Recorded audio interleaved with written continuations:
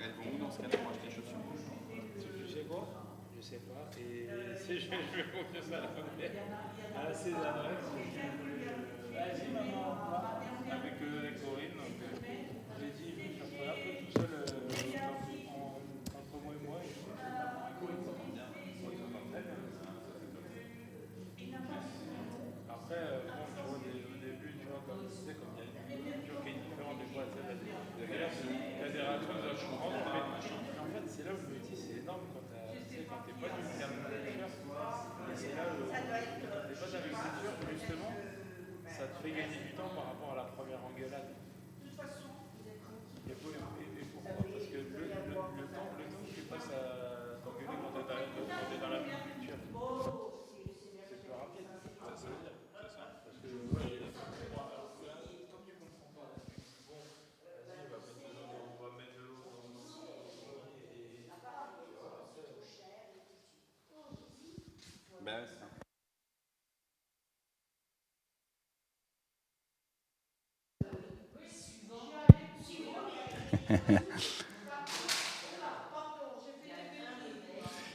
T'inquiète, Liv. Il faut juste que tu le reconnectes.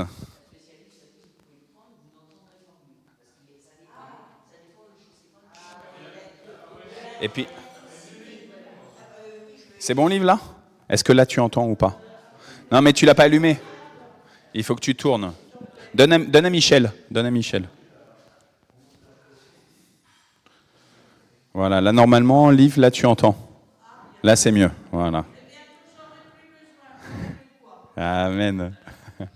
C'est, vous savez, cette petite dame Evelyne qui habite à Damartin, qu'on va chercher une fois par mois. Et au début, elle mettait le casque. Et puis là, maintenant, elle est appareillée. Et en fait, elle n'a plus besoin du casque. C'est génial, tu vois. Ouais, c'est ça. Là, tu les as justement. Voilà, Kevin, c'est une joie que tu sois avec nous. Tu m'as dit là juste avant, ah là là, ça va me manquer quand même quand il n'y aura plus les jeudis. Pourquoi? Parce que à partir de septembre, tu travailles chez Rostand. Donc ça, c'est cool. On bénit le Seigneur. On met toujours en prière le projet Mali, hein, pour Corinne et toi. Voilà, cette conviction que vous avez que vous pouvez bénir le Mali en allant là-bas sur place. Mais en attendant, eh ben, tu pourras commencer. On disait qu'on pense fort à Dana, donc qui a les résultats cet après-midi pour son concours. Hier, je lui disais, écoute Dana, à la fois, vraiment, je prie pour que ça marche et que ça te plaise aussi, ce travail administratif. En même temps, bah, tu nous manqueras de jeudi en jeudi. Je lui ai dit, déjà là, tu nous manques. Pas simplement pour la musique, mais juste sa présence. Voilà. Bertrand, c'est trop bien que tu aies un petit trou là dans ton emploi du temps. Moi, je suis ravi que tu sois avec nous. Voilà. Et puis bah, les autres aussi, hein, comme d'hab, chaque jeudi, hein, grande grâce que vous participiez à ce temps de célébration, d'adoration de notre Dieu. À la fois, on est là en famille, à vivre un moment de convivialité, de se retrouver, mais on est aussi là, et d'abord là, en présence de notre Dieu et de notre Père. Et donc, je vous propose qu'on prie. Béni sois-tu, Seigneur. Béni sois-tu pour ton trône de gloire. Béni sois-tu d'avoir relevé Jésus de la mort, de lui avoir permis de côtoyer les apôtres, les disciples, et puis d'être élevé, de regagner cette gloire qu'il avait auprès de toi avant l'incarnation. Béni sois-tu de la place particulière qu'il a devant ta face. Seigneur, nous sommes tout petits devant toi, Père, devant toi, Fils, devant toi, Saint-Esprit. Et pourtant, tu nous fais l'honneur de nous tenir en ta présence. Merci, Seigneur. Merci de cette grâce que tu nous accordes. Donne-nous d'entendre ta parole aujourd'hui. Et donc pour cela, en particulier pour les bavards comme moi, eh bien, fais taire nos propres voix. En particulier pour ceux qui sont toujours en train de raisonner, Seigneur, fais taire justement ces réflexions qui n'arrêtent pas normalement. Mais nous croyons, Seigneur, que par ta puissance, là, tu peux nous mettre juste dans un face-à-face avec toi, dans une écoute attentive. Nourris-nous, Seigneur, on a besoin de toi. Amen. Comme d'hab, toi, tu es la première, je te laisse le micro pour le psaume.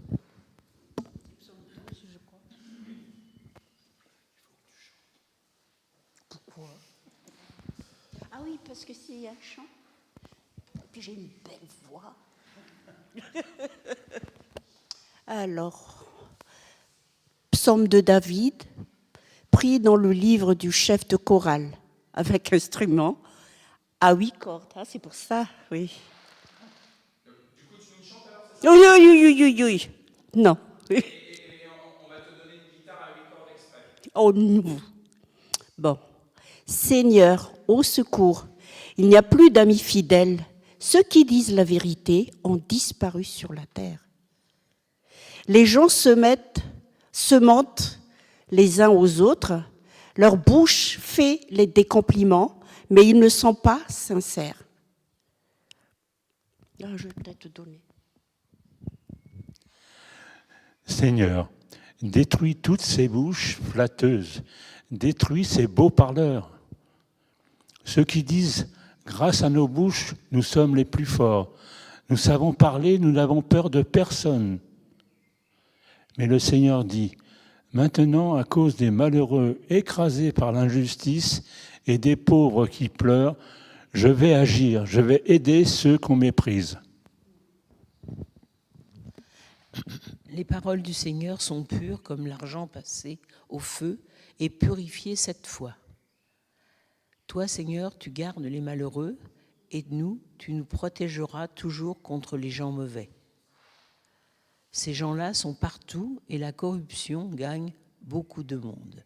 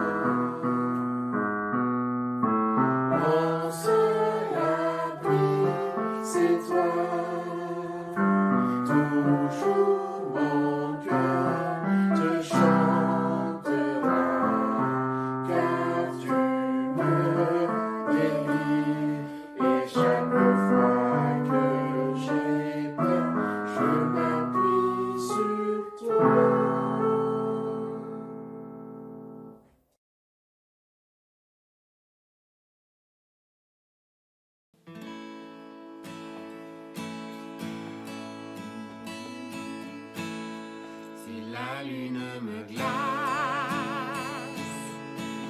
et le soleil menace, créateur des étoiles, mon secours est en toi. Si les larmes que mon pas chancelle, Créateur de la terre, mon secours est en toi. Je lève les yeux vers les hauts sommets. Toi seul est mon Dieu. Je proclamerai. Toi seul est ma force. Toi seul me restaure. Mon secours est en toi. Toujours tu me portes, jamais tu me dors. Mon secours est en toi. La peur m'envahit et que mon âme chavire. Créateur de la vie, oh, mon secours est en toi. Je lève les yeux vers les hauts sommets. Toi seul est mon Dieu. Je proclamerai. Toi seul est ma force.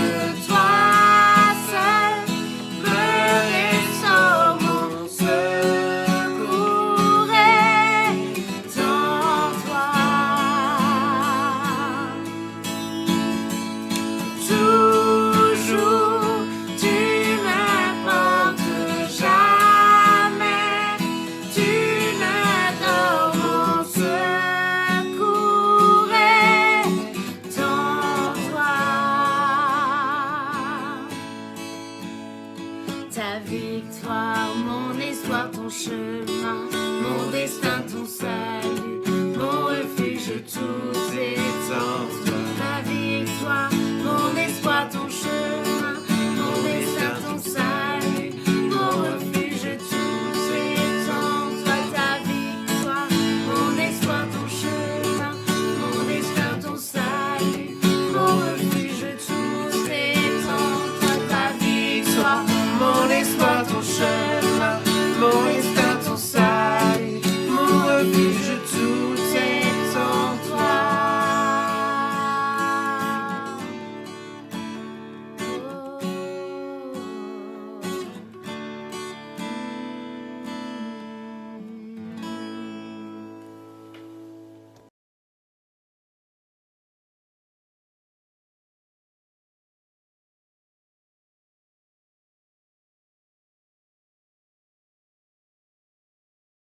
L'Esprit de Dieu repose sur moi.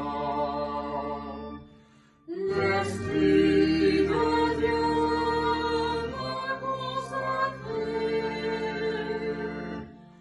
L'Esprit de Dieu m'a envoyé proclamer la paix, la joie.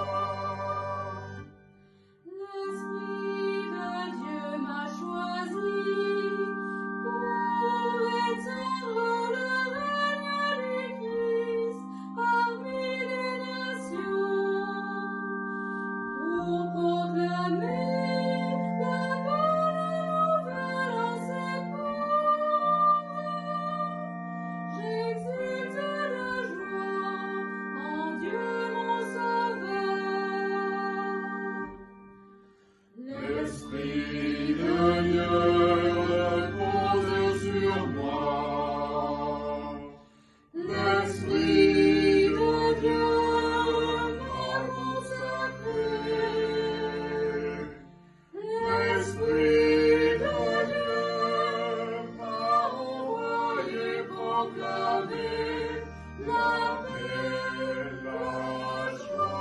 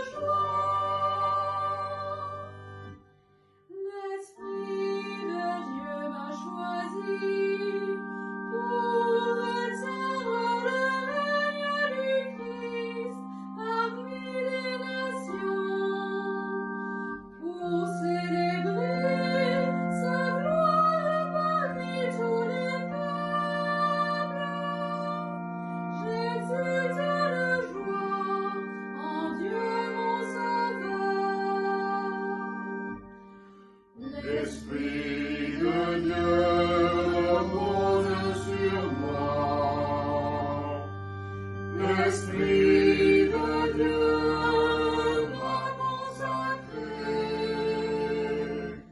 L'Esprit de Dieu m'a envoyé proclamer la paix, la joie.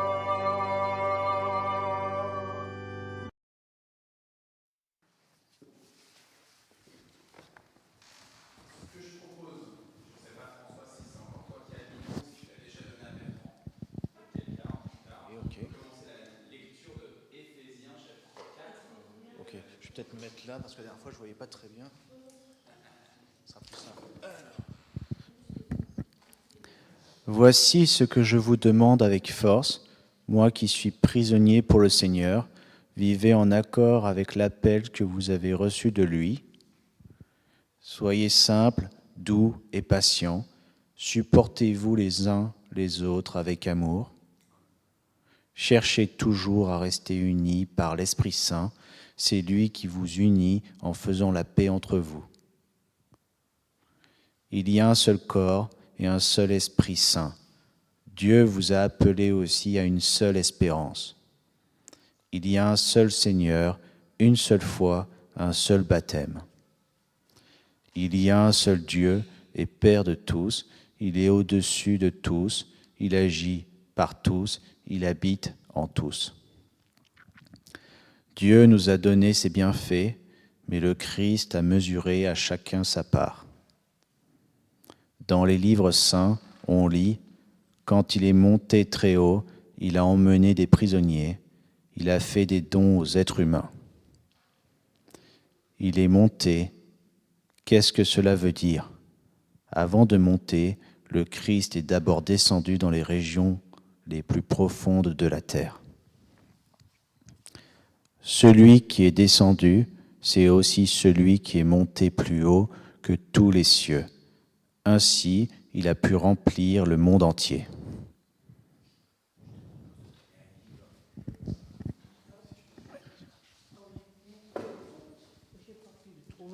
Merci. Voici les dons que le Christ a faits. Les saints ont reçu le don d'être apôtres, ou bien d'être prophètes, ou bien d'annoncer la bonne nouvelle.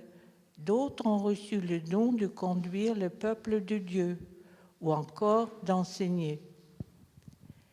Par ces dons, le Christ a voulu former ceux qui appartiennent à Dieu. Ainsi, ils peuvent accomplir leur service de chrétien pour construire le corps du Christ. Alors, tous ensemble, nous aurons peu à peu une même foi et une même connaissance du Fils de Dieu. Finalement, nous serons des chrétiens adultes et nous atteindrons la taille parfaite du Christ. Nous ne serons plus des bébés. Nous ne ressemblerons plus à un petit bateau poussé dans tous les sens par les vagues de la mer. Nous ne serons plus emportés de tous les côtés par les vents des idées fausses. Les gens ne nous tromperont plus avec leurs mensonges habiles.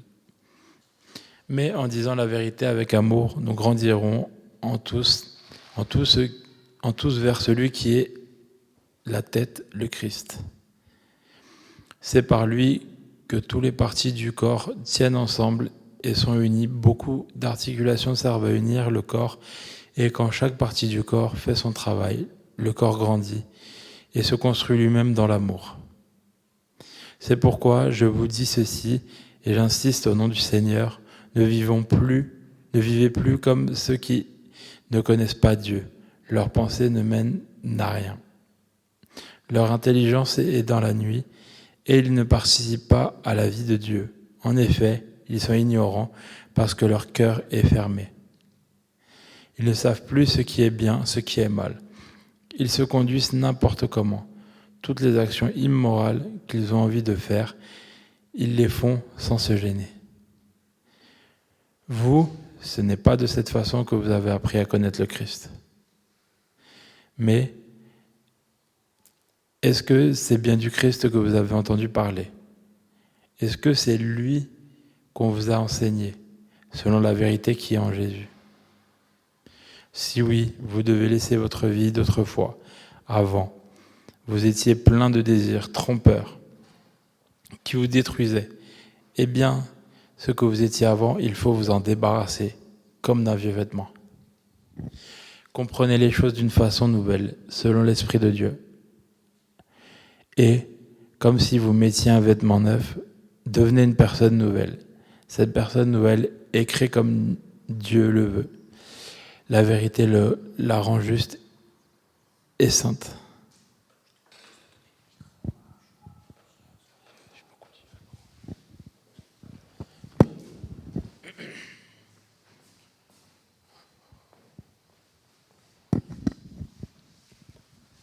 Alors, ne mentez plus. Chacun doit dire la vérité à son prochain, parce que tous ensemble, nous faisons partie d'un même corps. Quand vous vous mettez en colère, ne commettez pas de péché. Votre colère doit cesser avant le coucher du soleil. Ne laissez aucune place en vous à l'esprit du mal. Le voleur ne doit plus voler, il doit plutôt faire tous les efforts pour travailler de ses mains honnêtement. Ainsi, il pourra donner quelque chose à celui qui a besoin d'une aide. Aucune parole mauvaise ne doit sortir de votre bouche. Dites seulement des paroles utiles qui aident les autres selon leurs besoins et qui font du bien à ceux qui vous entendent. Dieu vous a marqué de son Esprit Saint. Alors ne faites pas de la peine à cet esprit. En effet, c'est lui qui vous assure qu'un jour, Dieu vous libérera complètement de vos péchés. Ne gardez pas dans votre cœur le mal qu'on vous a fait. Ne vous énervez pas, ne vous mettez pas en colère. Faites disparaître de chez vous les cris, les insultes, le mal sous toutes ses formes. Soyez bons les uns pour les autres, ayez un cœur plein de tendresse, pardonnez-vous les uns aux autres, comme Dieu vous a pardonné dans le Christ.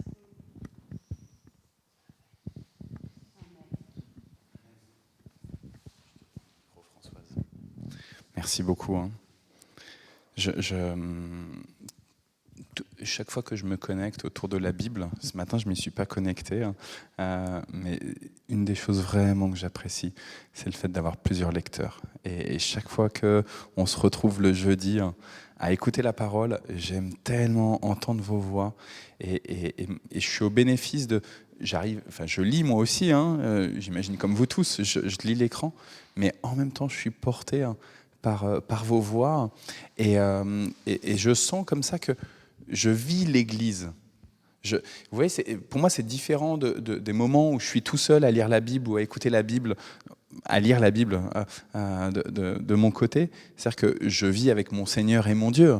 Mais là, je vis la communion de l'Église. Et la communion visible, parce que je vous vois et que j'entends vos voix et que je connais vos voix. J'aime bien aussi prendre dans l'application YouVersion la traduction là qu'on a utilisée, la parole de vie. En fait, il y a des gens qui ont enregistré, et donc on peut mettre juste play. Je ne sais pas qui sont ces gens. Alors on entend si c'est une voix d'homme ou une voix de femme, mais on les connaît ni d'Ève ni d'Adam. Et pourtant, ils nous portent. Et ça, je trouve que c'est extraordinaire, le fait que le salut et l'écoute de la parole ne soit pas juste entre Dieu et moi, mais que ça concerne finalement plus largement toute l'Église. Salut Noël. Et je me dis, c'est vrai que des fois, moi j'ai tendance, quand je lis une lettre de Paul, à me dire, ok Seigneur, j'ai faim, nourris-moi. Seigneur, j'ai besoin de ta parole, nourris-moi. Et je suis très finalement auto-centré avec mes besoins. Et je trouve qu'en fait, c'est extraordinaire, quand on y pense, Paul, il n'a pas écrit pour l'église de Mantes. Il n'a pas écrit pour 2023. Paul, il espérait vraiment que le retour du Christ allait être beaucoup plus tôt. Et que même certainement que de son vivant, il verrait le retour glorieux de Jésus et donc l'extermination du monde. Ça, il l'avait bien compris, que c'est ce que ça signifiait. La nouvelle création réelle. Paul espérait vraiment ça. Et je pense que quand il était en fin de vie à Rome, ça a dû être compliqué pour lui à se dire, finalement, c'est pas dans mon temps. Bon, allez, à toi la gloire, Seigneur. C'est pas mon temps qui prime, c'est ton temps. Mais vous voyez, des fois, on espère quelque chose et on ne voit pas tout de suite venir. Et puis on se dit, bon, allez, peut-être la semaine prochaine, bon, allez, peut-être le mois prochain, peut-être l'année prochaine. Et en fait, ça vient pas. Un peu comme, finalement, les Hébreux dans le désert. Ils savaient bien, les Hébreux, les Sémites dans le désert. Quand ils ont quitté l'Égypte, Dieu leur avait dit terre promise, et puis en fait, assez rapidement, ils ont commencé à perdre leurs illusions. Finalement, est-ce que c'était pas juste des illusions? Est-ce qu'on a bien fait de suivre Moïse? Est-ce qu'on n'était pas mieux là-bas, etc. 40 années. Et donc Paul, quand il écrit aux chrétiens d'Éphèse, il écrit à une communauté particulière. Il sait bien à ce moment-là que ces lettres, et d'ailleurs il les encourage à ce que ces lettres, elles passent de communauté en communauté.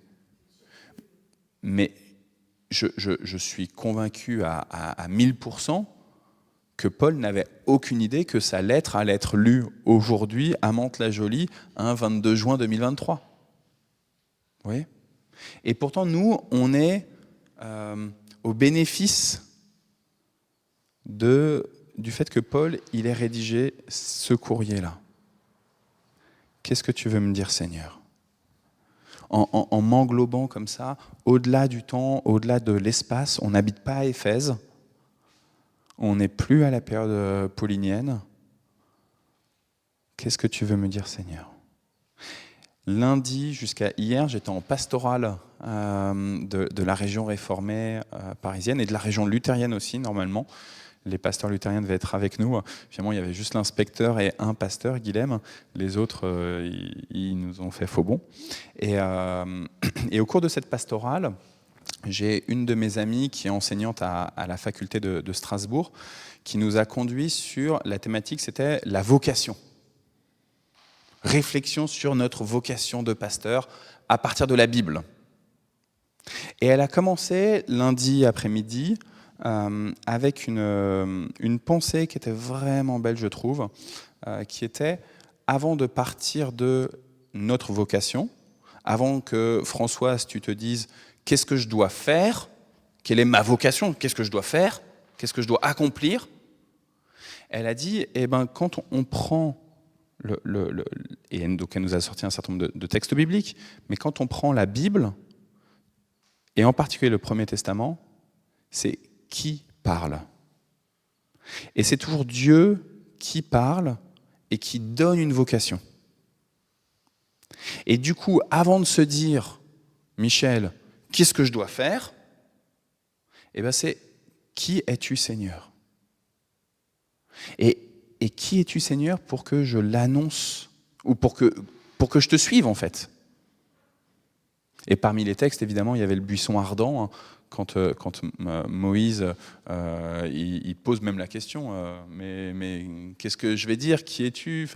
Et que Dieu révèle son nom qui est imprononçable, et qui va dire « Je suis celui qui sera ». Pourquoi je vous parle de cette question de qui est Dieu, et que du coup, ça c'est la question première, de laquelle dépend ensuite notre vocation, notre engagement dans le monde, notre engagement dans l'Église. C'est parce qu'il me semble que là, avec Paul aux Éphésiens chapitre 4, on est exactement sur la même question. Paul, il dit, vous avez reçu un Esprit Saint, ne lui faites pas de peine, il va dire vers les versets 30, mais dès le début, il dit, correspondez à l'appel que vous avez reçu. Et il va développer cet appel, non pas en disant, vous chrétiens d'Éphèse, toi machin, toi bidule, toi Kevin d'Éphèse, je ne sais pas s'il y avait des Kevin à Éphèse, mais il ne va pas dire des prénoms de gens de la communauté d'Éphèse, il les connaît, mais il va d'un seul coup orienter à partir de soyez dignes de cet appel que vous avez reçu, soyez digne de votre vocation, soyez digne de cet Esprit Saint. Il va dire, mais finalement, et il va tourner vers Christ. Et il va centrer une bonne partie de son chapitre 4, là, sur qui est Jésus et ce qu'il accomplit.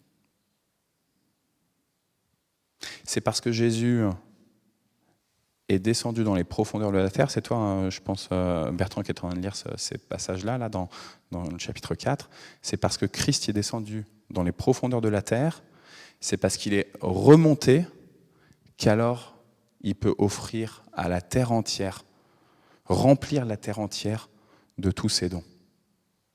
Et vous voyez, c'est-à-dire que du coup, dans cette question de la vocation, de mon ministère, de mon comportement de chrétien, c'est pas que la vocation pastorale dont on parle là. Là, il ne parle pas des pasteurs, ou il parle, si, à des pasteurs, mais au sens de, pas des ministres du culte priés par l'Église protestante unie, machin. Il parle au fait que vous êtes des pasteurs, en fait. Votre vocation profonde de chrétien, c'est d'être des pasteurs, des personnes qui prenaient soin d'un troupeau particulier. Et le troupeau premier, c'est sa famille. Et tout cela, vous avez conjoint ou enfants, parents. Et votre vocation de chrétien, comme ceux d'Éphèse,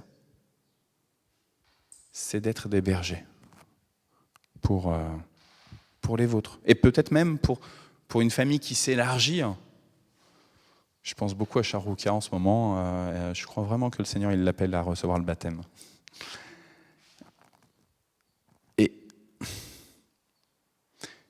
Et vous voyez, enfin, je ne sais pas vous, mais moi, très vite, quand on me dit prends soin, eh ben, je vais être dans un fer, quoi.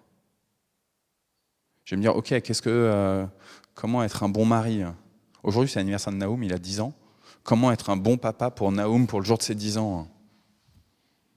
Et comment je vais faire pour ceci? Et comment je vais faire pour bien prendre soin de l'Église dont j'ai la charge? Et comment je vais faire ceci? Et vous voyez, donc, je suis appelé, j'en passe à des comment, et d'un seul coup, ça se met à encombrer mon cerveau. Et puis, il y a la culpabilité qui vient comme ça interférer. Donc, je passe au comment je vais mettre ça en place, comment je vais m'organiser dans mon agenda. Et puis, d'un seul coup, je me mets à culpabiliser parce qu'en fait, j'en fais pas assez. Je me dis, oh là là là là, j'ai pas assez pris soin de Noël, zut alors.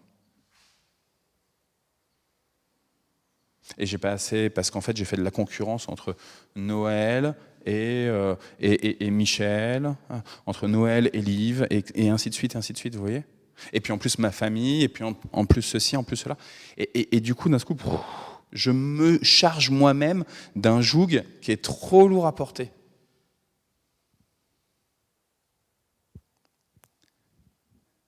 Sauf que ça, c'est l'esprit du mal. L'esprit du mal, il est heureux que vous soyez chargés et fatigués. Et l'esprit du Christ, il vous dit, venez à moi, vous tous qui êtes fatigués et chargés, et je vous donnerai du repos. L'esprit du mal, il est heureux, il est satisfait lorsque vous peinez, lorsque vous pliez sous le poids des charges. Et c'est pas parce qu'on fait plein de travail, je sais pas, on peut dire plein de travail. Ouais, j'ai toujours un problème avec le mot travail, tu vois. C'est-à-dire que un travail, des travaux, tu vois. Mais quand tu dis je fais un travail au sens de, je sais pas, moi je suis pasteur, tu vois. Au sens d'un travail, tu vois. Si en plus d'être pasteur, je suis caissier à Carrefour Market, alors dans ce cas-là, j'ai 2 travails avec un S ou j'ai 2 travaux. J'avoue que pour moi c'est toujours très 2 taf. Du coup je dis 2 taf. Tu fais 2 taf à plein temps en même temps. 2 jobs. Du coup tu vois, on fait un anglicisme, on dit 2 jobs. Mais ouais, j'ai toujours un problème entre le travail, le mot qui veut dire une tâche à accomplir, et puis le travail en tant qu'un métier, ou on peut dire 2 métiers. 2 métiers, ça colle bien comme ça. Hop, voilà. Et en fait, c'est pas le nombre de métiers qu'on fait ou le nombre de casquettes qu'on porte. Des fois, il y a des gens, en fait, ils n'ont pas énormément à faire. On pourrait dire, quand on les regarde, on se dit non mais Anta, ça va, t'es à la retraite, c'est bon. Quand je vois Bertrand, et il fait son job à plein temps, toi, même il a des heures sup, etc. Enfin, tu vois. Et en plus, c'est ses premières années d'enseignement, c'est ta 3e ou 4e ? 3e année, donc il y a encore tous les cours à préparer encore, parce qu'il ne peut pas se reposer sur ce qu'il a fait il y a 15 ans, tu vois. Et je me dis, ça va, Anta, t'as du temps, c'est bon, tu vois. Pour faire plus. Mais vous voyez, je te regarde comme ça, et je me permets, sauf qu'en fait, peut-être que même en étant juste maman, grand-mère, c'est déjà une charge énorme. Parce qu'en fait, il peut y avoir au sein de ta famille un poids, un fardeau qui est là et qui pèse. Et donc si moi, extérieurement, je ne connais pas la vie d'Anta, et je me dis, ouais, ça va, Anta, elle a du temps. Donc Anta, tu viens tous les jours, tu nous fais le ménage, machin, et puis sinon tu es une mauvaise chrétienne, et puis tu nous fais le repas pour accueillir les SDF, et machin, mais en fait, je charge encore Anta. Et dans ce cas-là, ce n'est pas l'esprit du Christ, l'esprit de repos qui m'anime. C'est l'esprit qui charge, qui pèse.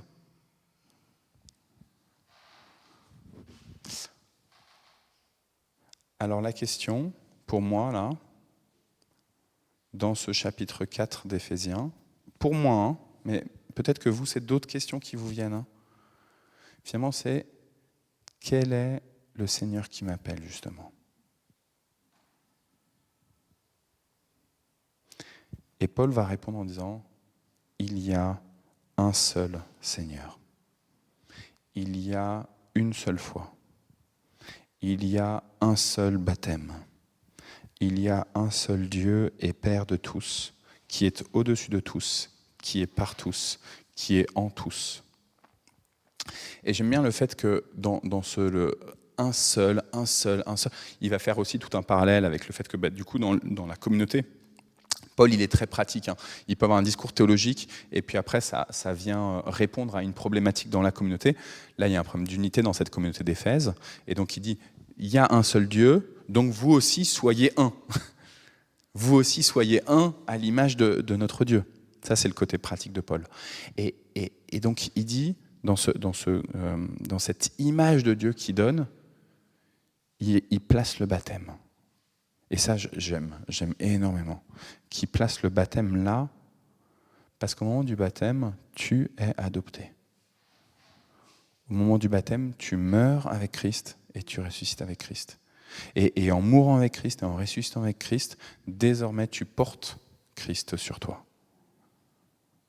Et alors que le malin, il va essayer sans cesse de te sursolliciter, de te culpabiliser sur tout ce que tu ne fais pas pour le monde, sur le fait que tu ne partes pas essayer de rechercher le sous-marin près du Titanic, machin. Je ne comprends pas pourquoi vous êtes là, que vous n'êtes pas parti avec vos bouteilles de plongée pour aller là-bas.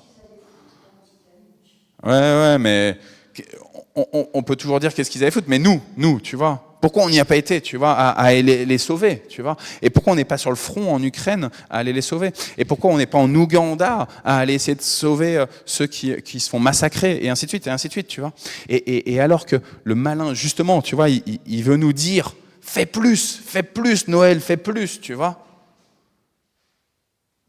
Eh bien, par mon baptême, je suis le petit frère, je suis la petite sœur de celui qui me dit, viens à moi et je vais te donner du repos. Ce matin, Jonas, au réveil, assez vite, il s'est mis à titiller Naoum, et au bout d'un moment, je lui ai dit, écoute, Jonas, c'est son anniversaire, c'est ses 10 ans, s'il te plaît. Jésus, il n'a pas envie de vous titiller de cette manière. Jésus, il vous pousse à une vie de sainteté pour ne pas faire du mal à l'Esprit de Dieu. Mais il ne vous titille pas juste pour vous titiller, juste pour vous agacer. la joie du Seigneur, c'est vraiment de vous faire grandir en acceptant que vous ne pouvez pas porter tout. En acceptant que ce qui est essentiel dans votre vie, c'est d'abord et avant toute chose l'action de Dieu. Le fait que Dieu ait envoyé Jésus et que vous y êtes pour rien. Que Jésus il est descendu jusqu'au tréfonds des ténèbres pour aller chercher ceux qui étaient prisonniers. Vous savez, c'est dans la première lettre de Pierre, où il y a cette image donnée par Pierre, où il est dit que Jésus, il va chercher ceux qui sous la terre étaient prisonniers. Et c'est le seul passage qu'on a dans le Nouveau Testament là-dessus, mais c'est ce qui fait que l'Église a compris que pendant le temps entre la mort de Jésus et sa résurrection, qu'il est descendu aux enfers pour aller libérer les captifs, pour aller libérer ceux qui étaient morts avant que lui n'arrive sur terre. Et donc concrètement, on a beaucoup d'œuvres d'art avec Christ qui va, donc après sa mort, avant sa résurrection, qui va chercher jusque dans les ténèbres Adam, Ève et tous ceux qui sont passés sur la terre avant que lui n'arrive. Pour que le salut soit aussi pour eux. Parce que ça, c'était une grande question pour les premiers chrétiens de se dire, mais ok, Jésus, il arrive à un moment donné, et donc qu'est-ce qui se passe pour tous ceux qui sont avant ? Et donc Pierre, il dit, il est descendu jusqu'au tréfonds pour aller chercher les captifs, pour aller libérer les captifs, les prisonniers de Satan, les prisonniers de l'Hadès, on pourrait dire, des enfers. Et ce Jésus, il est venu te libérer de tout ton faire. Et il n'y a qu'un seul Christ. Et si tu confesses Jésus, alors tes frères ou sœurs avec lui est ton frère et ton grand frère. Mais du coup, tu te retrouves frère et sœur avec les autres qui confessent Christ. Et pour moi, ça c'est extrêmement parlant parce que je suis en combat avec des fois des gens où je me dis mais on n'a pas une pratique de vie qui est la même, quoi. C'est pas possible. On n'a pas une foi qui est la même. Je comprends pas. Et pour moi, ça fait du bien ça me fait du bien et ça me fait du mal. Vous voyez, il y a une tension. C'est-à-dire que ça me fait du mal parce que ça m'oblige à confesser, à croire que l'autre, il est mon frère ou qu'elle est ma sœur. Et ça me fait du bien parce que je me dis, voilà, ça ne dépend pas de ma volonté, quoi. Je m'arrête là, il est déjà moins 5, là, moins 10. Est-ce que vous avez c'est ça ou il est pas... Ah non, c'est pas à l'heure. Ouais, vas-y. Déjà, pour d'être bien dans une communauté, je suis très contente parce que ce matin, avec la lecture de la Bible, on voit quand même que l'amour est là. J'ai pu parler avec Noël et les autres et on voit la joie de nous retrouver tous les matins. Ça, c'est ce qui m'a interpellée dans Éphésiens 4, c'est de savoir, je ne sais pas quel verset, c'est de savoir aussi maîtriser sa langue. Parce que j'ai un peu de mal que ça peut détruire ce qu'on dit ou construire. Et je prie beaucoup pour ça. Et ces temps-ci, je dis, pourquoi j'ai dit ça, Seigneur ? Pourquoi ? Mais en même temps aussi, j'étais contente ce matin quand Liv m'avait dit, merci, je vous remercie parce que j'ai suivi votre conseil. Et puis, j'ai été voir un ORL et tout. J'ai maintenant, ça a marché avec elle. Mais mes appareils. Merci, Seigneur. Gloire à toi tout seul.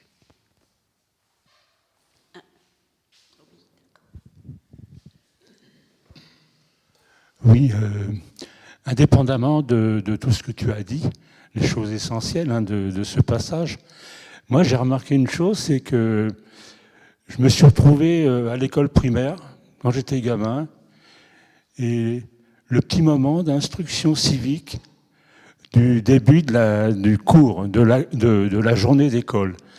Et j'ai trouvé que, en pensant à ça, j'ai trouvé que la parole de Dieu s'est insérée dans le tissu social pour donner des très très bonnes choses. Hein. Je me souviens des paroles qu'on disait, mais c'était toujours très juste, qui encourageait l'honnêteté, qui encourageait la loyauté, qui encourageait... Et c'est ça un petit peu qui m'a marqué dans ce passage, indépendamment de ce que tu as dit. Deux choses avant que je te donne la parole, Noël. Alors attends, j'avais noté, c'était pour la question de la langue, là, c'était qu'aucune parole mauvaise ne sorte de votre bouche, c'était le verset 29 que tu disais. Et alors par rapport à ce que tu dis, pour moi, tu vois, il y a quelque chose de l'ordre du royaume de Dieu. De temps en temps, je me fais des infusions le soir, pas tous les soirs, mais de temps en temps, quand on papote avec Isabelle, compris, etc. Et dans ce cas-là, je mets mon sachet et il se diffuse dans ma tasse. J'ai une grosse tasse et il se diffuse dans ma tasse. Et je pense que le royaume de Dieu, il diffuse comme ça dans le monde aussi. Je pense que la difficulté, tu vois, quand on faisait de l'instruction civique, mais je crois que maintenant, aujourd'hui, dans l'éducation nationale, ils veulent remettre un petit peu plus justement de place à toutes ces valeurs dont tu parlais. C'est que ça se diffuse, ça permet d'un meilleur vivre ensemble. Moi, en tant que pasteur ou en tant que chrétien, ce qui me chagrine un peu, c'est que du coup, on en oublie celui qui est le vrai sachet de thé, quoi. Tu vois, c'est-à-dire qu'on sent, on ressent le goût, mais on oublie que c'est le thé éléphant, quoi, que c'est le thé des marmottes ou je sais pas quoi. Et c'est vrai que des fois, je me dis, il faut pas que l'Église oublie de dire, mais en fait, ces valeurs, elles nous viennent du Christ, quoi. Tu vois, mais du coup, tu vois, c'est deux lieux. C'est-à-dire que alléluia que ça se diffuse, et alléluia que l'Église dise Christ est le seul. Il y a des fois même, ça m'arrive où mon sachet de thé, et une fois que j'ai bu ma tasse, j'essaye de le réutiliser dans la tasse suivante. Et sauf qu'en fait, ça n'a plus le même goût, quoi. Et petit à petit, ça perd un peu toute la saveur. Et je me dis, comment est-ce qu'on redonne ça ? Je me permets juste, parce que c'était une discussion que j'avais avec Bertrand. Je ne sais pas si vous vous souvenez, mais Bertrand, quand il a commencé, il est arrivé ici, mais il était enseignant à 50 ans en Yvelines. C'était la galère. Tu faisais quoi, 1h30 de route ou un truc comme ça ? C'était l'horreur. Mais c'était son temps désertique, hein, et puis aussi de croissance aussi dans son ministère d'enseignant. Et en fait, maintenant, il est à Mantes. Il est à Mantes. Il est à Mantes. Il vivait de l'autre côté de la Seine. Et puis, il y a quelques mois, ils ont déménagé. Maintenant, ils habitent quasiment avec sa compagne, ils habitent quasiment à côté de Notre-Dame. Mais n'empêche que, je me permets, quand j'ai interrogé Bertrand en lui disant, maintenant que tu rentres dans une école privée catho sous contrat, est-ce qu'ils t'ont posé des questions sur ta propre foi ? Et en fait, Bertrand m'a dit non. Parce que, en fait, le fait que ça soit... Je pense que c'est parce que c'est sous contrat avec l'État. En tout cas, il y a des cours de religion, il y a tout plein de choses, mais du coup, ils ne demandent pas. C'est-à-dire qu'ils séparent. C'est-à-dire que tu as l'enseignant qui vient donner son cours d'histoire, et puis tu as l'Église qui est là, et donc ils ont les aumôneries, etc. Je sais qu'avec le Père Mathieu, il y a plein de choses qui se font avec Notre-Dame, etc. Mais vous voyez, il y a une séparation. Voilà. C'était juste des réflexions avec ce que tu disais, Michel. Mais merci vraiment. Noël. Ce que tu disais sur infuser, j'avais un copain missionnaire catholique et qui me disait que maintenant, on n'enseigne plus la théologie de la libération, mais que ça n'a aucune importance parce que... il parlait de l'Amérique du Sud, et il disait ça n'a aucune importance parce que ça y est, elle est entrée, elle est là. Et même si on ne la théorise plus, on ne peut pas faire qu'elle ne soit pas là et qu'elle n'existe pas. Ensuite, sur ce que disait sur le fait qu'on est frères et sœurs, on choisit ses amis, mais on ne choisit pas sa famille. Mais la famille, c'est une école d'amour, parce qu'on n'a pas le choix. on est de la même famille, on est obligé de continuer à se fréquenter, et en se fréquentant, on finit par s'aimer.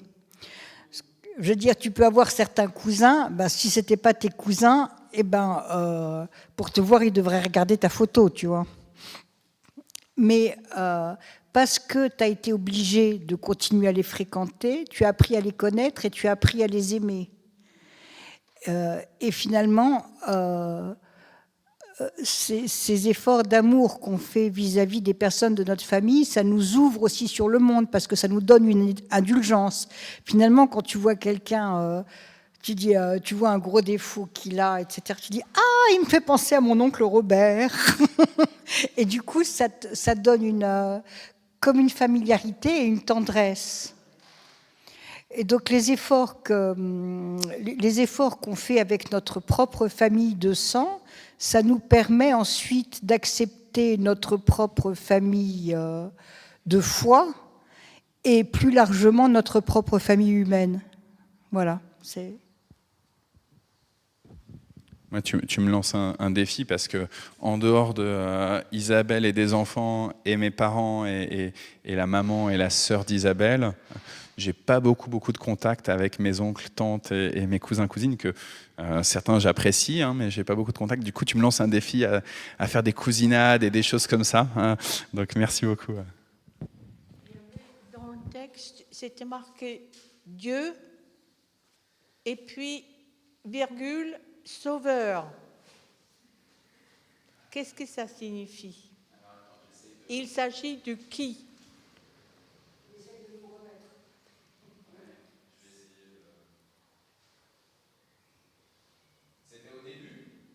Je ne me souviens pas où. J'ai essayé de le trouver tout à l'heure, mais...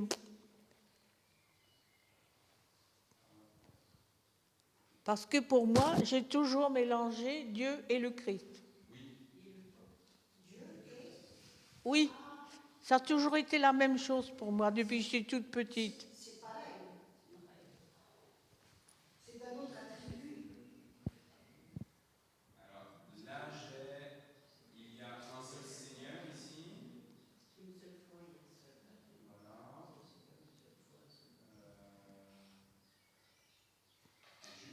C'est parce que c'est un long texte, de retrouver, ça ne doit pas être simple.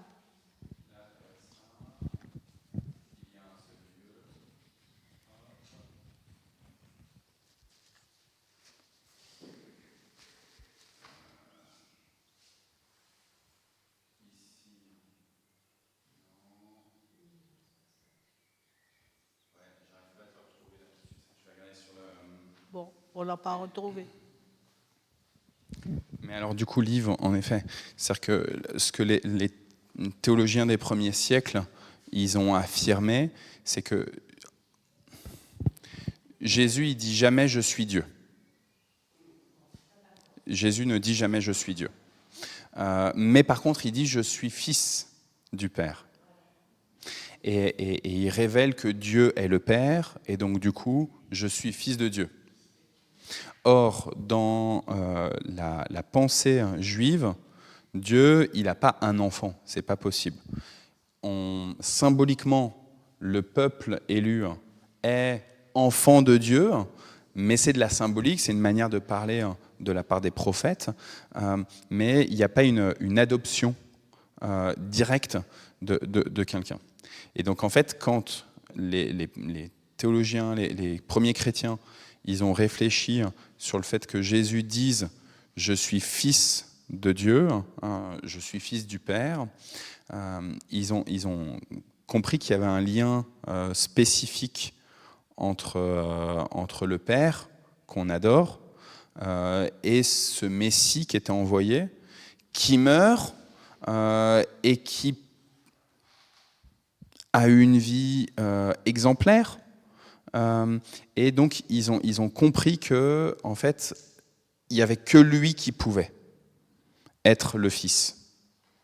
Et donc, ils ont commencé à réfléchir au fait qu'il y a ce lien-là entre le Père et le Fils faisait que du monothéisme juif centré juste sur un Dieu que Jésus va appeler Père, et ben finalement, on reste avec un monothéisme. Il n'y a pas plusieurs dieux, tu vois. Là, il y a un seul Dieu. Et en même temps, parce que Jésus, il est fils, il est plein de Dieu. Et donc, ils ont petit à petit avancé sur le fait que Jésus, il est pleinement Dieu, tout en étant pleinement homme. Et cette partie de pleinement Dieu de Jésus, c'est ce qu'ils ont appelé le Fils. Et donc, du coup, ils ont dit, finalement, quand on dit Jésus, il faudrait sans cesse dire Jésus, Fils de Dieu, parce que comme ça, quand tu dis Jésus, c'est le Jésus humain, la partie humaine, qui est pleinement humaine, et quand tu dis Fils de Dieu, c'est la partie complètement divine de Dieu. Et puis comme ensuite Jésus, il a aussi parlé de l'Esprit Saint et du fait qu'il fallait qu'il remonte auprès de Dieu pour que l'Esprit Saint puisse redescendre, comme il a fallu qu'ils disent aussi que l'Esprit Saint était déjà là, etc. Et du coup, de ce binôme, de ce couple, Père et Fils, ils sont passés ensuite à un trinôme, et c'est ce qu'est la Trinité en fait.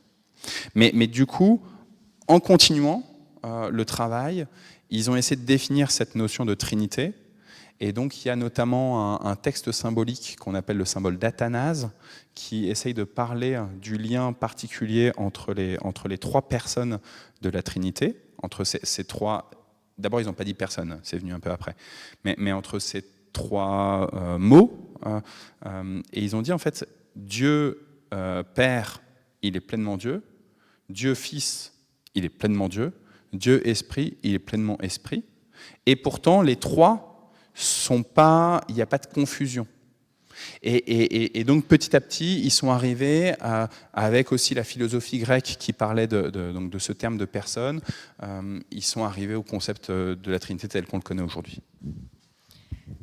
En faisant du binge-watching, je me suis couchée beaucoup trop tard et c'est bête, mais j'ai entendu quelque chose d'intéressant justement sur...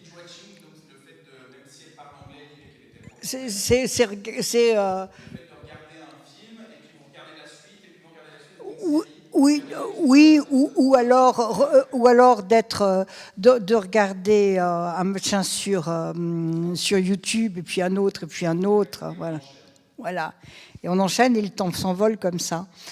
Et un pasteur donnait une explication sur le fait que le Père, le Fils et le Saint-Esprit, c'est la même chose. Et ça m'a beaucoup plu. Il dit, de l'eau, qu'elle soit liquide, qu'elle soit de la glace ou qu'elle soit de la vapeur, ça reste de l'eau. Pourtant, je veux dire, c'est pas pareil, mais c'est pareil. Et j'ai trouvé que c'était une explication lumineuse et que ça m'a beaucoup éclairée. Donc je suis contente de le partager avec vous. Ouais. Mais...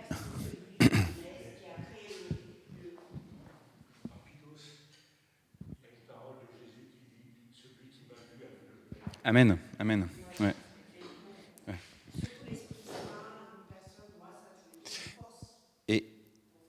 Ouais. Et en fait, il y a quelque chose qui est compliqué. Vraiment, je te remercie, moi, Noël, aussi de ce que tu nous témoignes là. Maintenant, ce que j'aime, en fait, aussi avec cette notion de Trinité, c'est que justement, c'est compliqué et que ça nous échappe. Tu vois ? C'est-à-dire que dans l'Église catholique, ils ont un terme qu'ils utilisent des fois un peu tout le temps, c'est le mot de mystère. Et moi, en fait, c'est un terme que j'affectionne particulièrement parce que je me dis, en fait, Dieu, il doit toujours nous échapper. Tu vois ? Il doit toujours y avoir un truc qui fait que, alors que j'essaye de saisir et de le garder pour moi, Dieu se révèle plus grand que ce que je peux saisir. Et c'est quand Christ, vous savez, il est ressuscité, et à chaque fois, que ce soit avec Marie-Madeleine ou même avec les disciples au bord du lac, ils essayent de l'attraper, et lui dit « Laissez-moi partir, laissez-moi partir, et ne me retiens pas ». Et c'est vrai que du coup, moi j'aime bien ce terme de mystère qui fait que, même là, tu vois, je trouve que c'est très parlant. Et en même temps, la Trinité, c'est différent. Tu vois, c'est-à-dire que ça nous aide, tu vois, à éclairer. Ouais, c'est ça. Amen, amen, amen. Mais merci, vraiment. C'est ça, comme une... Ouais. C'est ça, c'est ça. C'est ça, c'est ça. Ouais, ouais.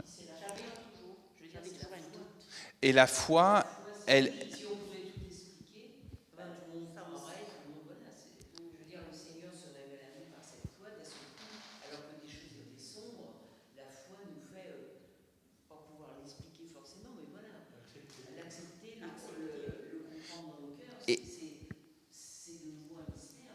Et on essaye, tu vois, on essaye de mettre des mots. Tu vois, quand tu veux parler de Jésus à tes petits-enfants, Françoise, eh ben, tu essayes de mettre des mots, t'essayes de... Et en même temps, eh ben, il y a quelque chose qui t'échappe toujours. Tant que l'Esprit Saint, il arrive pas sur la personne, ça nous échappe. Ouais. Donc, puisque le tour de la Bible, il y a à la fois des textes de l'Ancien et des textes du Nouveau Testament. Et donc dans le... Aujourd'hui, c'était Ésaïe 11 et 12. C'est vraiment l'annonce de Jésus. On avait déjà l'annonce de Jésus plusieurs fois là, dans ces premiers chapitres. C'est extraordinaire que Jésus ait été annoncé aussi clairement. Ouais. Et du coup, tu vois, tu disais Emmanuel tout à l'heure, Liv.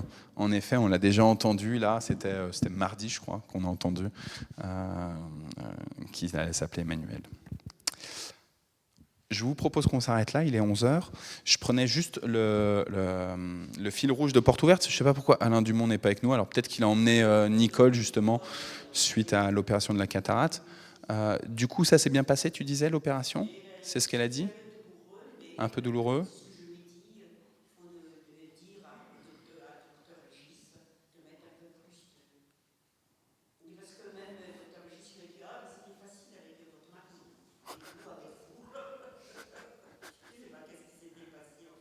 Ok. Ouais, ça. En tout cas, on bénit Docteur Régis, parce qu'elle s'est occupée de toi, elle s'est occupée de Françoise, elle s'est occupée des Dumont. Donc voilà, on l'a bénie. Moi, je ne la connais pas, Docteur Régis, mais en tout cas, voilà. Que mes yeux tiennent le choc pendant longtemps, on verra. Est-ce que vous avez d'autres sujets de prière? Ouais. Moi, je voulais parler de ma cousine aussi, qui va être amputée. Ouais. Donc on pensait que ça allait être en début de semaine, lundi ou mardi. Tu l'as emmené à l'hôpital. C'est un chiffre, je lui dis, de toute façon, c'est Dieu qui a dit. C'est 7, je dis, mais le 7, rappelle-moi, c'est un chiffre, je ne sais pas, divin. Je ne sais pas, il y a pour deux, ça revient toujours le chiffre 7 dans la Bible, je crois. Ouais. Le chiffre, voilà. Donc je lui dis, c'est le Seigneur qui a choisi cette date, le 7. Ok. Que ce soit une parole d'espérance et de consolation pour ta cousine, qu'elle puisse ouais, parce que c'est en juillet, donc juillet c'est le 7e mois, donc. Sinon, elle est très courageuse. Merci pour vos prières. Vraiment ça. Et puis on est en 2023 et du coup le 2 plus le 0 plus le 2 plus le 3 ça fait 7. Donc voilà, du coup tu peux tu peux encourager ta cousine. Je vous avoue que je suis pas très au fait de toute la numérologie, mais voilà. Ouais, c'est ça. Faut faire attention que ça tombe pas en superstition. Mais en tout cas, si ça peut être pour encourager un petit peu, je pense qu'il faut pas attendre à ce que, parce qu'il y a les bons chiffres, tu vois, que l'opération elle ait bien lieu à 7h07 du matin, tu vois. Et si c'est à 7h08, c'est la cata, tu vois. Ça c'est le danger, en effet, comme tu dis, Françoise.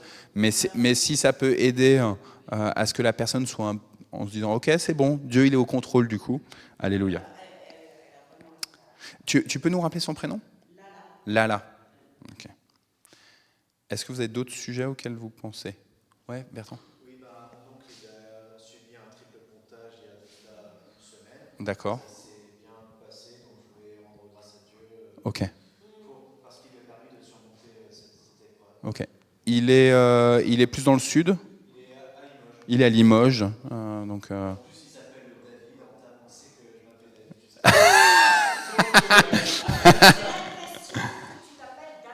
Ouais. C'est fou. Voilà.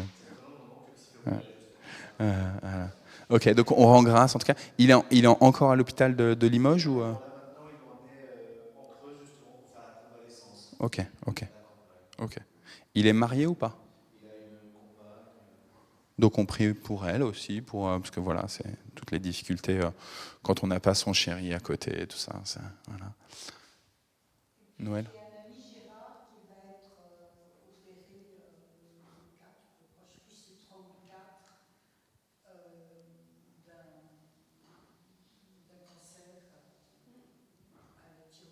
D'accord. Ouais. Ok. 3 ou 4 juillet, Gérard. Ok. Ok. Pour ce cancer. Lala pour l'opération pour le pied, le 7. Et puis on rend grâce pour David. Moi, juste parce que je l'ai marqué sur le groupe de prière, sur le WhatsApp, le responsable régional de Portes Ouvertes, qui s'appelle Arnold, qui a un bon contact pour la fille des Lochons, pour Muriel. Il a perdu sa maman donc suite à un cancer au cerveau. Ouais, c'est ça. C'était il y a 3 ans, elle est rentrée à l'hôpital. Il y a 3 ans, il y a 3 mois. Donc j'ai demandé au groupe de prière de prier. Et puis mardi, là, malheureusement, elle est partie. Mais lui, il est très, très confiant, très plein d'espérance. Il m'a dit, voilà, je sais qu'elle est déjà auprès de Dieu. Mais voilà, je pense que c'est important de prier pour lui. Je lui ai fait un message, donc on n'arrête pas de correspondre, évidemment. Et je lui ai fait un message en disant, je pense que tu as des enfants et une épouse, donc je prie pour eux. Mais en fait, je ne sais pas s'il y a des enfants ou une épouse. Mais voilà, parce que c'est aussi une belle-mère et une grand-mère, forcément, qui est partie. Voilà. Et puis, si vous voulez bien continuer de prier pour mon propre papa aussi, je vous rappelle, il s'appelle Bernard. Et donc, il a fait une chute dans la nuit de dimanche à lundi. Il a été à l'hôpital de Noisy-le-Grand. Et puis là, hier, il est parti à l'hôpital là où il est suivi par le service d'oncologie. Ouais, Non, tu vois, il s'est levé pour aller faire pipi, et sauf qu'en fait, en sortant du lit, il est tombé, sauf que les pompiers, quand ils sont arrivés, ils ont vu qu'il avait 5 de tension. Et donc à Saint-Camille, ils ont réussi à monter la tension à 7, tu vois, mais non. Mon papa est vraiment en fin de vie, tu vois. C'est ce que je dis, tu vois, moi, ce que je dis à ma maman, etc. Elle me dit, ouais, tu plombes un peu le moral en disant ça. Je dis, bah, en fait, je pense qu'il faut vraiment regarder en face l'arrêter et que lui aussi puisse, parce que du coup, lui, il est dans une grande ferveur spirituelle. Donc gloire à Dieu, vraiment. Mais voilà, et qu'il n'y ait pas des fausses espérances, mais qu'on puisse, voilà, être là, lui dire la paix du Christ, lui annoncer aussi les pardons et lui dire tout notre amour, quoi. Donc voilà. Et donc le fil rouge de Portes Ouvertes, c'est sur l'Inde. Il y a vous savez, plusieurs régions d'Inde où c'est des hindouistes qui ont pris qui sont au pouvoir. Ils n'ont pas pris le pouvoir, ils ont été élus démocratiquement. Sauf que le parti nationaliste hindou, ces hindouistes-là, en fait, ils veulent l'éradication du christianisme en Inde. Et de l'islam,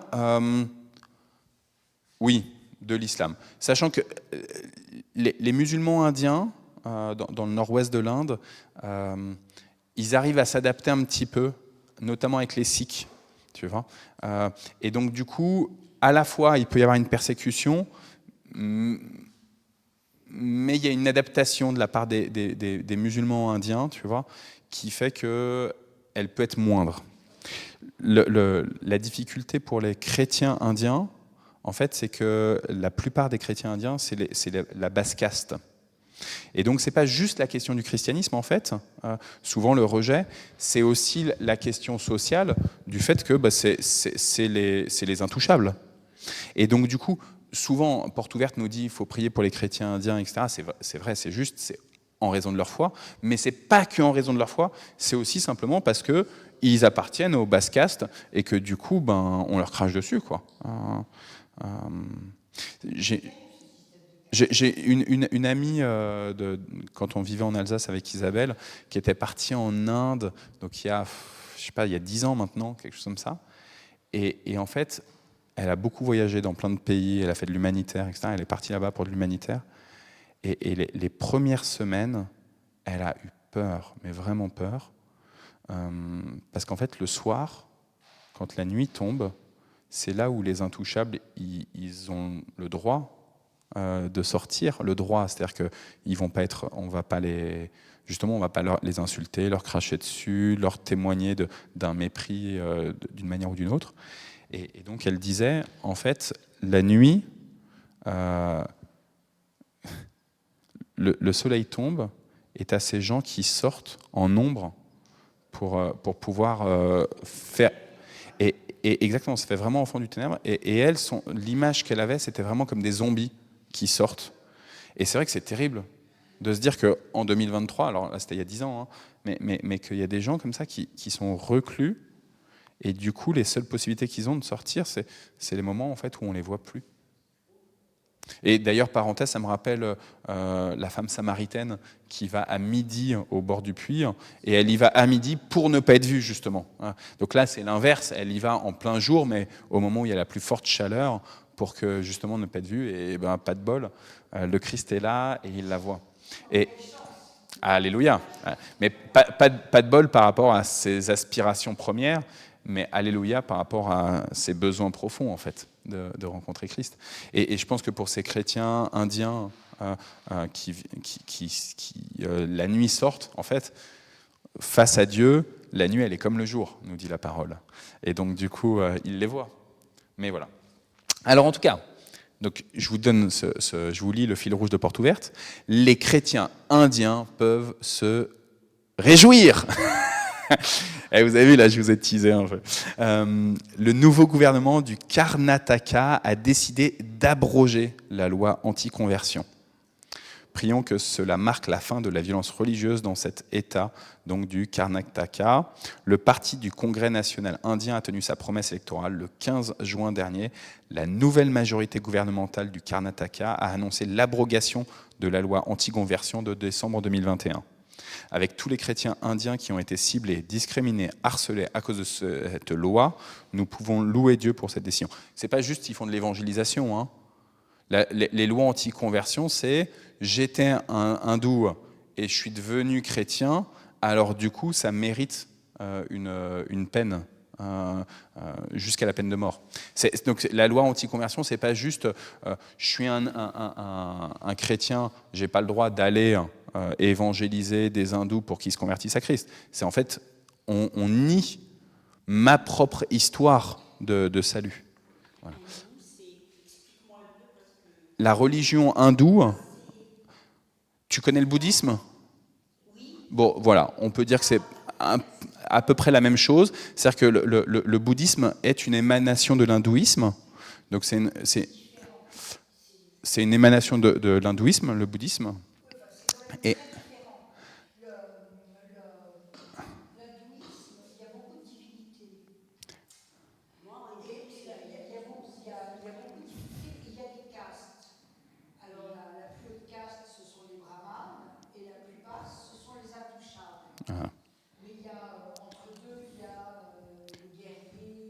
oui, oui. Les commerçants, il y en a d'autres encore. Charika vient d'une famille de la caste des commerçants. Et donc c'est compliqué parce que dans les familles hindouistes, on essaye de se marier qu'entre castes. Oui. Moi, je pensais que c'était une origine comme moi, par exemple, je suis malgache. Ouais.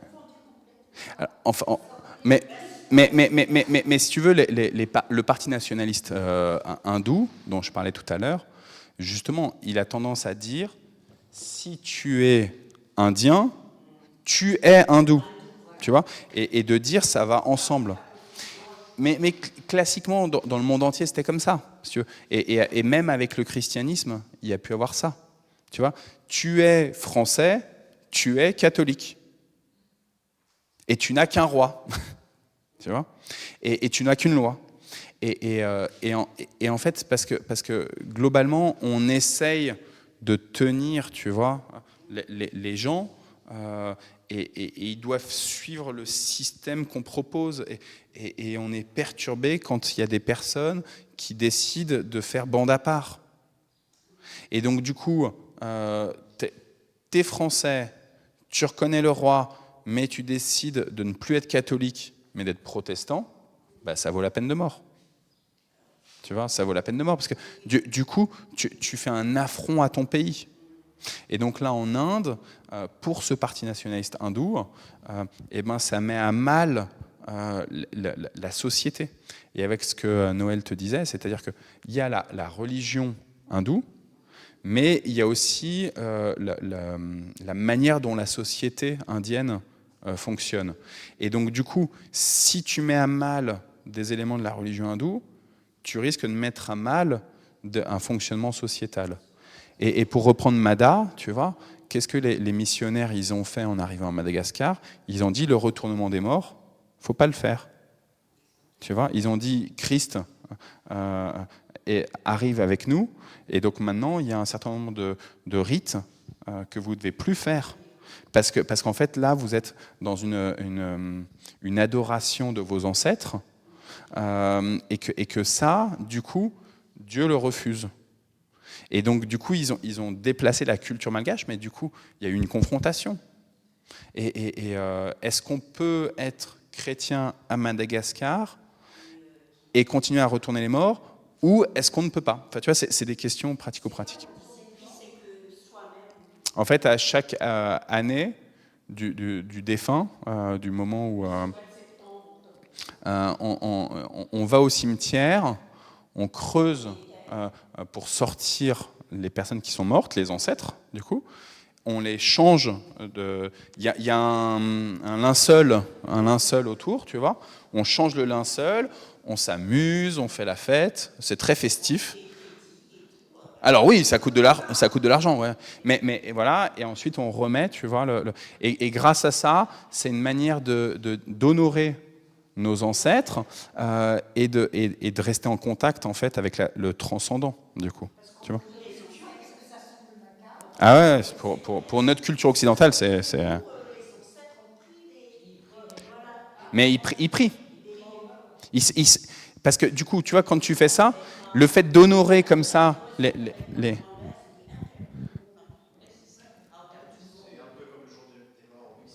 Ouais, ou ouais.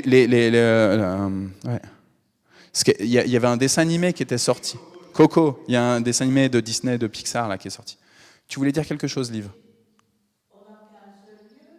On n'a qu'un seul Dieu. Qu'on interdise le culte des morts.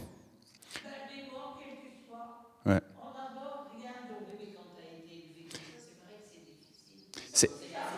C'est dans la culture, c'est très dur.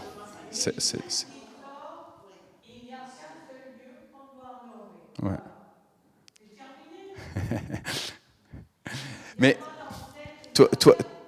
toi qui es norvégienne, Liv, tu sais aussi que la question du rapport à la mythologie scandinave en Norvège, il y a aussi des choses qui sont... Moi, tu vois, qu'atypique, la dernière fois que j'étais allé à Oslo, j'ai ramené un petit elfe, là, avec ses grandes oreilles, là, tu vois. Et donc, j'ai ça dans ma bibliothèque, tu vois, ce petit farfadet, machin. Un troll, voilà, merci, un troll, tu vois. Et c'est pas très joyeux, un troll. Ça a une tête un peu... voilà. Et c'est vrai que quel est notre rapport avec le monde des trolls? Ouais, il y a du souterrain, il y a du quelque chose, tu vois, de... Quand tu trolls quelqu'un, c'est pas positif. Et en fait, tu vois, en France, toute la question du druidisme, tu vois, aujourd'hui, il y a un certain nombre de rites celtes qui reviennent, hein, et pas toujours de manière très... comment mises en lumière, tu vois, c'est des choses un peu cachées, un peu, tu vois. Je vais te dire des bonnes choses, tu vois, tu verras. Et puis il y a des lieux, tu vois, où on va aller vers un arbre, machin. Je sais pas si vous vous souvenez, il y a quelques temps, je vous ai dit, j'ai accroché une tétine sur l'arbre là. Et je vous ai dit, mais attention, c'est juste, je le fais symboliquement. Et je l'ai fait parce que voilà, il y avait la tétine qui traînait, je l'ai accroché comme ça, point final. Et je veux pas que ce soit qualifié comme un arbre spécial qui ferait que on aurait des naissances. Il se trouve que 2 semaines après, ou une semaine après, eh ben, Dana nous a annoncé une naissance, sa grossesse. Et en fait, vous voyez, ça peut être très vite. Et je l'ai dit tout de suite à Isabelle après. En fait, quand j'ai fait ça, j'ai dit, bah, je le fais juste comme ça pour voilà. Mais est-ce que du coup, tu vois, après, on peut pas rentrer dans un système. Tu vois, c'est ce que tout à l'heure tu disais sur la question des chiffres, tu vois, où bah, si on veut un bébé, il faut aller accrocher une tétine sur l'arbre devant le temple de Mante, tu vois. Mais sauf que ça peut aller très très vite en fait, de tomber dans une espèce de...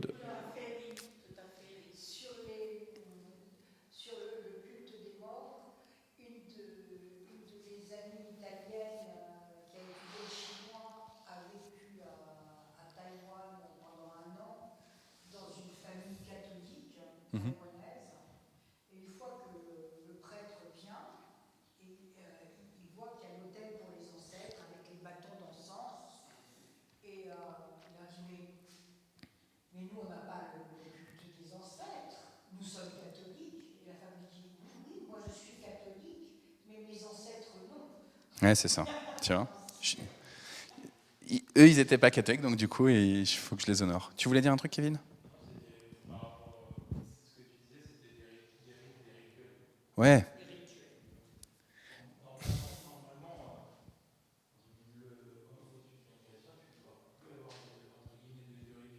Ouais.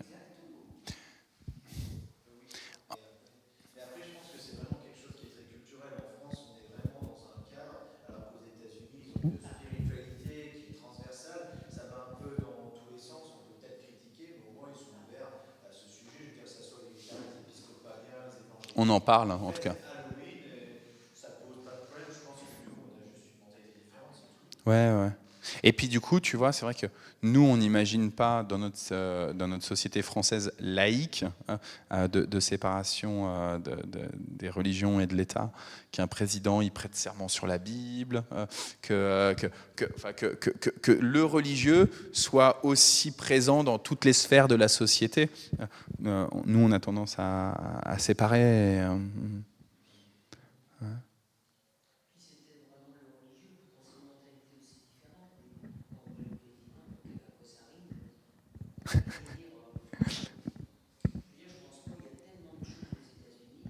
Ouais, c'est compliqué.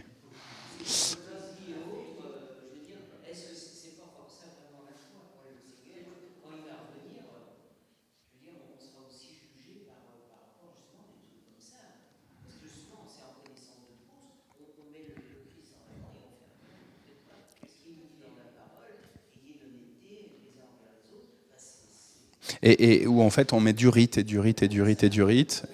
Et dans notre rite, on met Jésus, Jésus, Jésus. Enfin, je veux dire, quand tu vas pour assassiner des enfants et que tu dis dans le nom de Jésus, c'est quand même...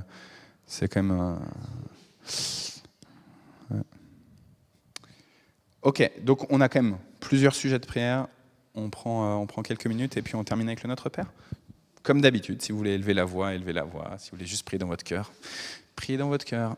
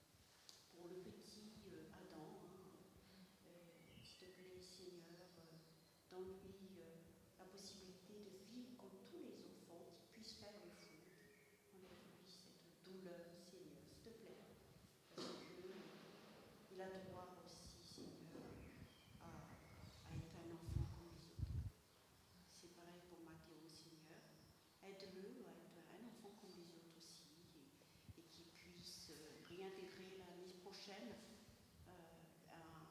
une école qui soit conforme à Solita. Et tous les frères et les sœurs qui sont en prison et qui sont aussi absents.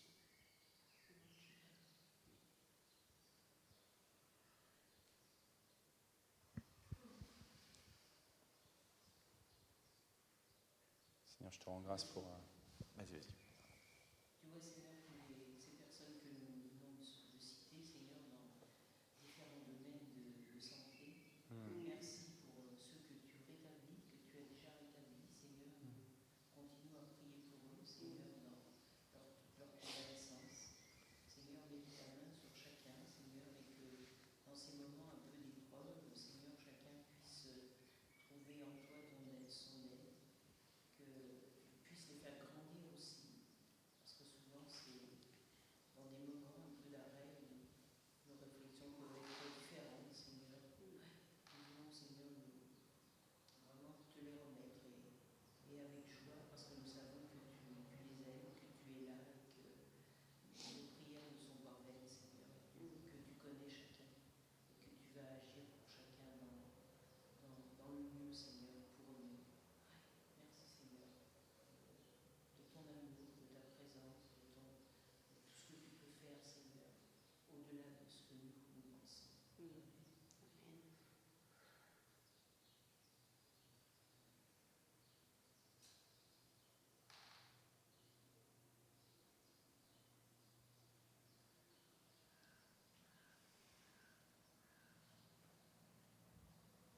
Seigneur, je te rends grâce pour David. Je te prie que notre frère Bertrand il puisse avoir l'audace de témoigner de ce que toi tu réalises, Seigneur notre Dieu, dans les moments où il parle avec sa famille. Je te prie pour que la conversion de Bertrand, il y a quelques années, elle puisse être une bénédiction pour l'ensemble de sa famille et que chaque membre de cette famille Bayard puisse te rencontrer, sentir ton amour, sentir que tu les as jamais abandonnés et qu'ils puissent à leur tour te dire un grand oui. Je te supplie pour ceux qui doivent encore être opérés, alors que ce soit Lala, que ce soit Gérard, Seigneur. Seigneur, nous croyons que tu peux utiliser les mains des chirurgiens. On l'a vu là pour l'oncle de Bertrand, ou pour la cataracte de Nicole. Donc Seigneur, on te confie les mains de ces médecins, Seigneur. Par le nom de Jésus.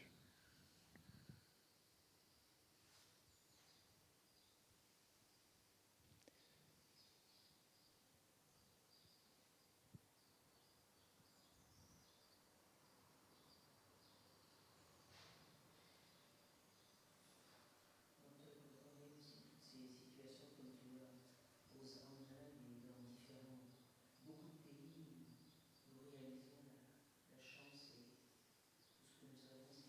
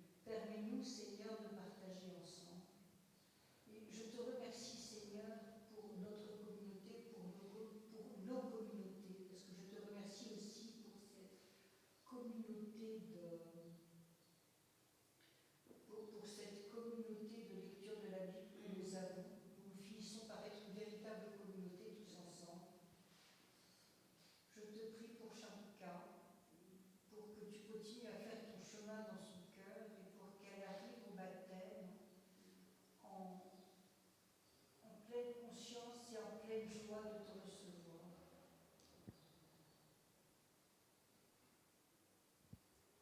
Merci Seigneur pour tous tes bienfaits, parce que nous n'avons que des bienfaits autour de nous. Vraiment, c'est déjà un cadeau de se réveiller vivant. Et tout ce qu'on a en plus, c'est vraiment super précieux. Merci beaucoup.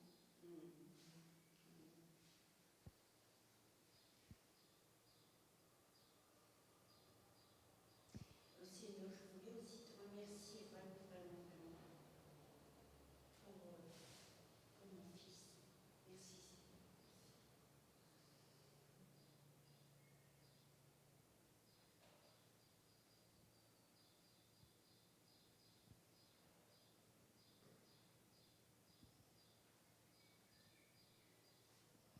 Et Seigneur, moi je te remets aussi à tous ceux qui ont des soucis matériels. Que ce soit une recherche d'emploi, je te bénis pour notre frère Kevin. Que ce soit pour des questions de logement. Seigneur, je pense aux populations qui sont déplacées, ici ou là. À Paris, dans le 5e, en Ukraine. Dans l'Est africain.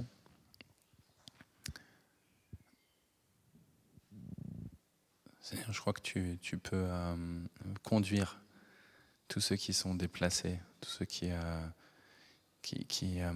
n'ont pas un toit sous lequel s'abriter, tu peux être leur abri. Donc Seigneur, voilà. Signifie-leur que tu les abandonnes pas, que ce qu'ils sont t'importe, que leur nom t'importe. Et ensemble, nous te disons la prière que ton Fils, l'Emmanuel, nous a enseigné.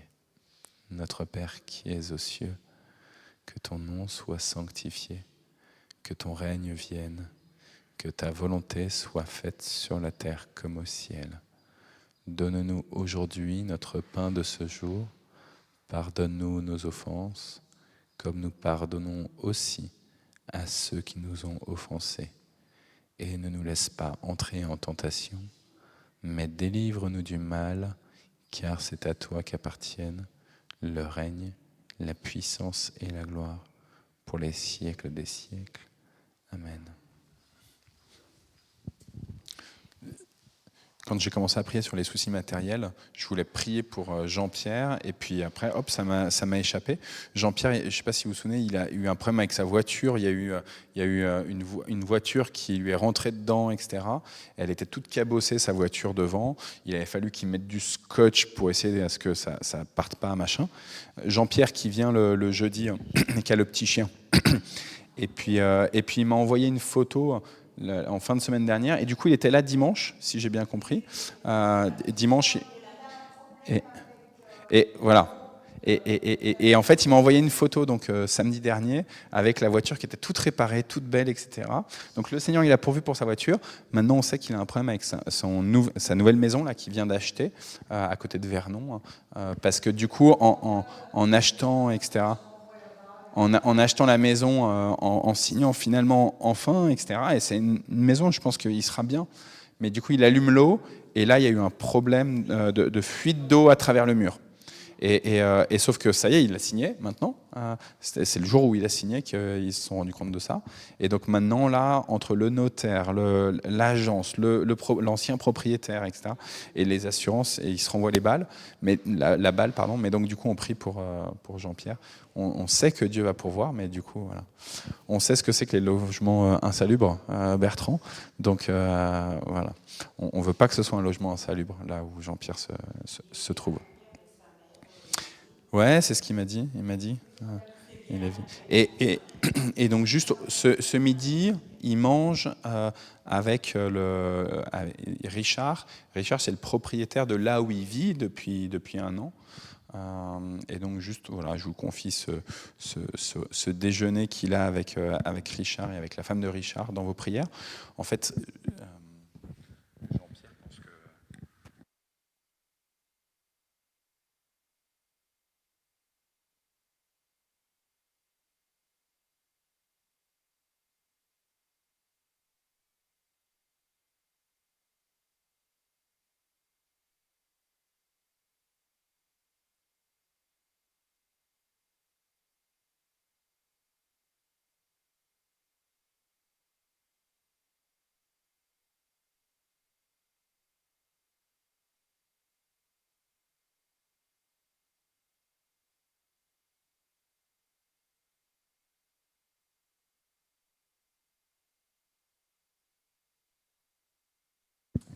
Voilà, maintenant que j'ai remis le micro. Voilà, que le Seigneur vous bénisse. Je pense que Naoum va arriver, donc on va pouvoir lui souhaiter un bon 10 ans. Que le Seigneur vous bénisse, vous bénisse, vous bénisse. Et puis donc, si vous voulez déjeuner, on déjeune ensemble. On est tellement bien. Ah, il est passé de l'autre côté, Naoum, le coquin.